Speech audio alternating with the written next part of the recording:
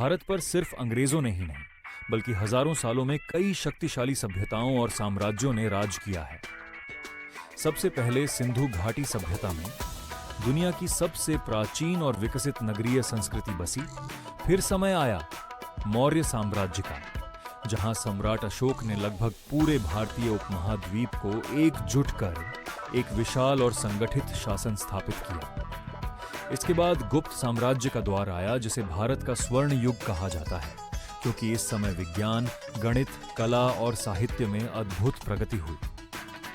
आगे चलकर दिल्ली सल्तनत की स्थापना हुई, जहां तुर्क और अफगान शासकों ने कई सदियों तक शासन किया, और फिर मुगल साम्राज्य का उदय हुआ, जिसमें अकबर जैसे महान शासक ने प्रशासन, संस्कृति और धार्मिक सहिष्णुता के जरिए भारत को नई ऊंचाइयों तक पहुंचाया। लेकिन असली मोड़ तब आया जब ईस्ट इंडिया कंपनी ने प्लासी की लड़ाई जीतकर भारत में अपना प्रभाव जमाना शुरू किया और धीरे धीरे पूरे देश पर कब्जा कर लिया। 1857 के विद्रोह के बाद भारत सीधे ब्रिटिश क्राउन के अधीन आ गया। लंबे और कठिन स्वतंत्रता संग्राम के बाद महात्मा गांधी, जवाहरलाल नेहरू और अनगिनत स्वतंत्रता सेनानियों के संघर्ष से अंततः 15 अगस्त 1947 को भारत आजाद हुआ।